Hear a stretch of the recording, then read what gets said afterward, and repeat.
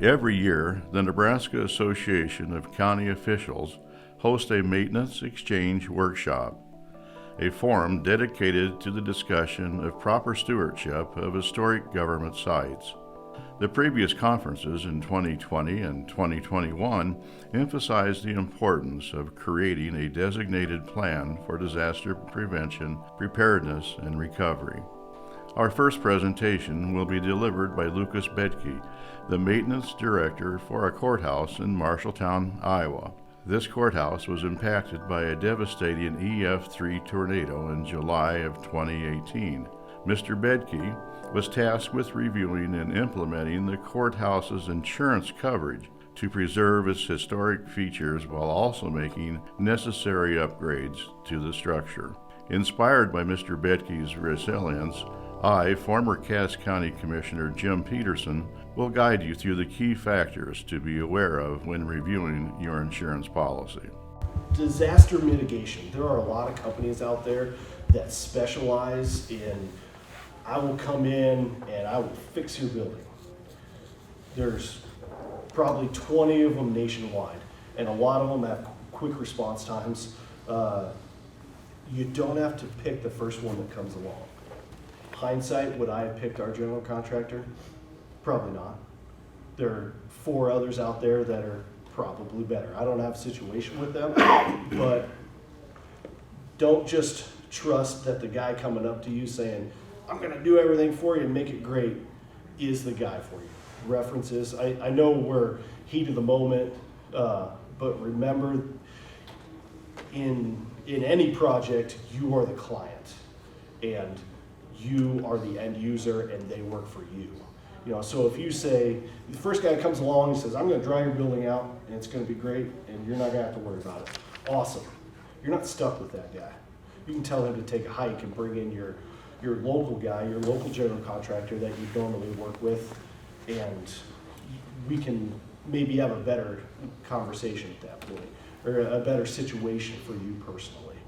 I will say a lot of your local general contractors can't just pick up and say, okay, I can do a $30 million job now. They're busy, they have schedules, but you have rights. And reading and understanding your insurance policy, I don't know how involved you guys are in on that, but every year or 3 years when our renewal comes up, I have to say, okay, I have this equipment, I have these vehicles, I have these buildings, they're worth this much, I have this much contents in them.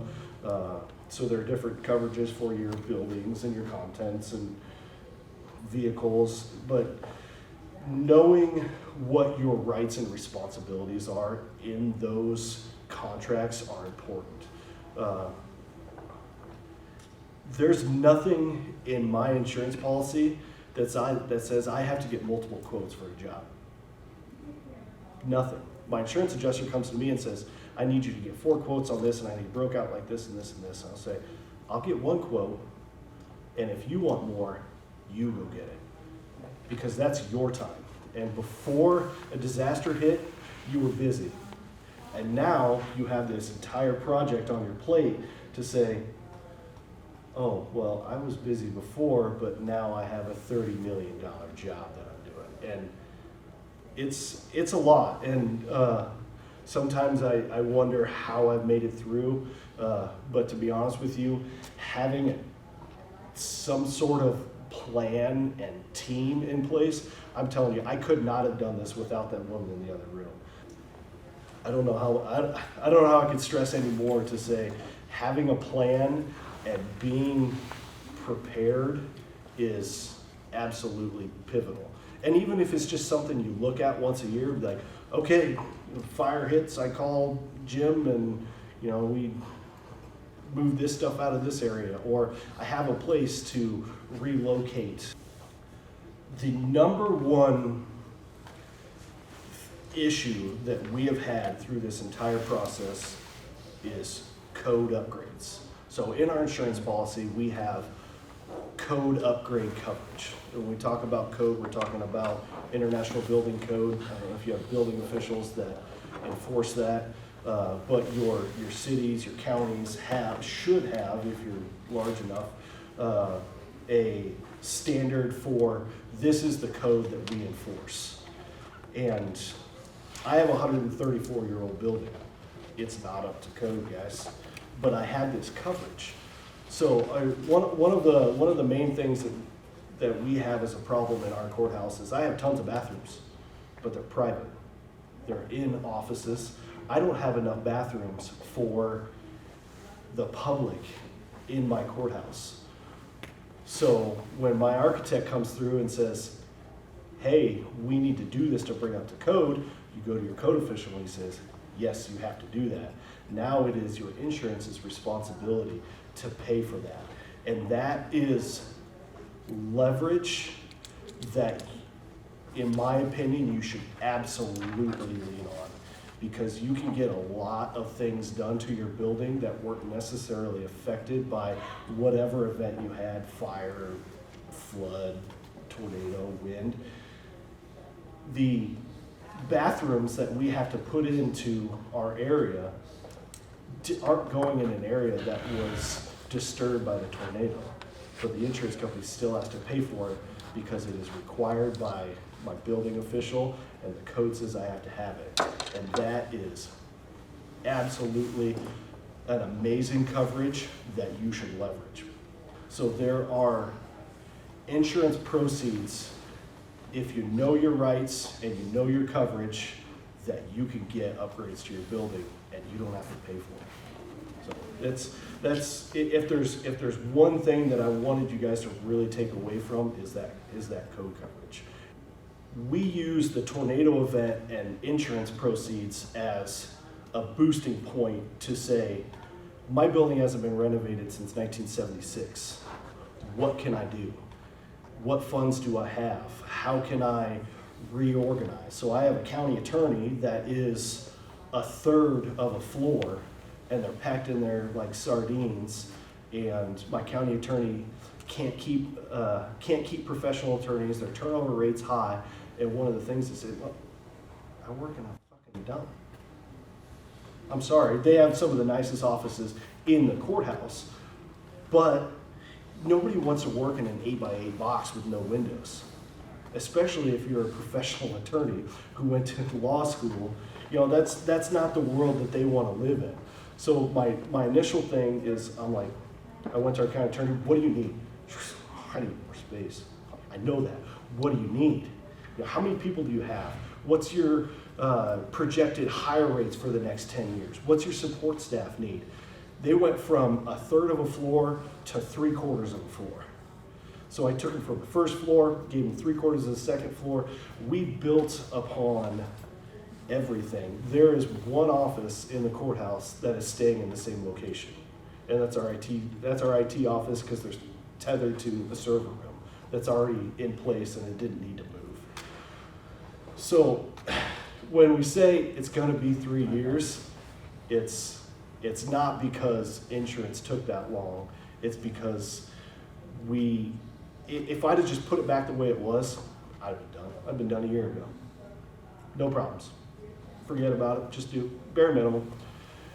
That's not how I run my department. I've been director for 5 years. My predecessors would have been done. They'd have said, over it, put it back the way it was, and they'd have been heroes. Sorry.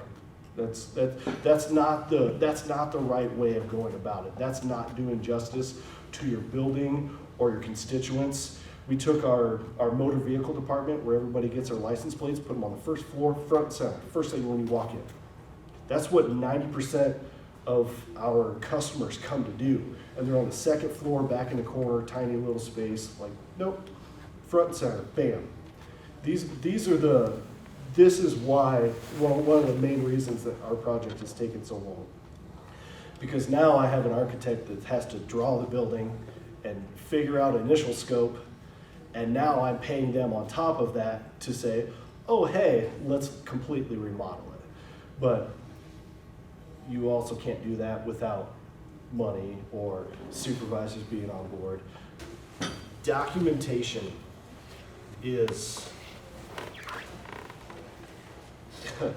will help you so much. I take pictures of everything. My cell phone is attached to my hip. Everybody's is nowadays. I take pictures of everything. And, you know, so this is like night of. I mean, there's probably 3,000 photos in this folder, and that's just courthouse exterior. First floor, second floor, third floor, fifth, attic. Having that documentation and reference will help you in everything. I don't know how many times I've referenced a photo to take to my architect and say, hey, this wasn't damaged before. I took this photo 6 months before the tornado, and now, look at it now, it's damaged. Somebody else needs to pay for this. It's not my responsibility to pay for it. I was what's called a match state. I don't know about Nebraska, but if I stand on the corner of a building, I'll use my house as an example, and I have damage on the north side of my house, but I don't have damage on the east side of my house. And my insurance company says, I'm going to replace this damage on the north side. I said, oh, not if it doesn't match the east side. Insurance is the same way. We had the same thing. My own home, that hailstorm I was referring to, it ruined everything on every north side of every building in town. And that was a problem. They'd only want to fix half of it. Well, you can't. The siding isn't going to match. Plus, the siding you have on there's not discontinued. So you end up doing the whole building, and you got to fight it. Yep, you do. But that's part of know your rights. There are two major types of insurance. There is a replacement cost insurance, which is smart insurance, and actual cash value insurance. Actual cash value is nothing that you want. So when we talk about actual cash value, the insurance company will go to your building and say your building's 120 years old, and I'm going to depreciate it 3% for every 10 years. And then they say, here's your check, you deal with it. No way, nightmare. Because you will run through that in a quick hurry. Actual cash value is not something you want to do. Now, on the other hand, the real purpose of getting together to talk about insurance is because insurance is after the fact. The fires hit, the tornadoes hit, and then everything goes into action. But now we're talking about insurance, like say on a huge business with 200 or 300 people working, lots of personal property. You got a major there. Like here we got in the courthouse. I don't know, most of us have what, 70 to 80 people that work in there, and you've got all the functions of the treasurer, the clerk, the assessor. You got a lot of different functions, and so it really, when you start talking about something like this, I'm going, wow, this isn't just insurance. This is about trying to get the clerk and get everybody on board with what are we going to do? Who are we going to call? So, being the insurance guy, for 40-some years, I've talked to people like yourself and said, what are you going to do if this happens? Well, you got to transfer the exposure, the risk to somebody else, and the only one you can afford to usually is an insurance company that'll take it on, and you have to do risk management. Well, I can tell you I've had a lot of fires in my day, and floods, and you name it, and it's never easy. When it hits, nobody's prepared enough to handle it all, let alone have the training of where do I go today? How are we going to let everybody know, or how do you do it, not to come in the next day? We had a situation in Plattsmouth where a business started on fire across the street from the courthouse, and the smoke was so heavy, and it went on for a day that nobody could go to work. We didn't want anybody coming in. But anyway, that's the first thing that needs to be done, is that we need to notify our employees to stay away so you don't have the congestion in Plattsmouth around the old courthouse facility. Fire happens. The first coverage that's going to apply is the building. Let's say you insured for $1 million. And so, but in your situation, you said you're the contact person. In every one of your counties, you have a contact person with NERMA. usually it's the clerk, I assume, in many cases, whoever it is, they need, of course, to report the claim into NERMA immediately, so that John Christensen or whoever in the claim staff can get something set up and get out there as soon as possible. Juster comes out and he takes a look at it and he pulls his hair out and says this isn't going to be very much fun for a while, because the courthouse is a pretty big building, and so many of our courthouses are old. And what scares me more than anything else as an insurance agent on these courthouses is commissioners, at least this is what I experienced in my own when I started out, is that we don't want to spend any money. So we got a building that was built in Cass County in the 1890s. Well, how much is it really going to cost to rebuild that building? Are we going to rebuild that building like it was? We would like it to be that way. It's a cool building. Are we going to build a new one that's with modern materials and all those kind of things? That decision probably should be talked about many years in advance, because that decision determines somewhat of how much insurance you should put on the building. Okay, now the second coverage that you have built into your property form is your business personal property or the personal property of the county that's inside that courthouse. That's not like checking the vehicle list or the equipment list. You know, that's an easy one to do. You get the roads guy to send it or whatever. But wow, the clerk's got to tell you.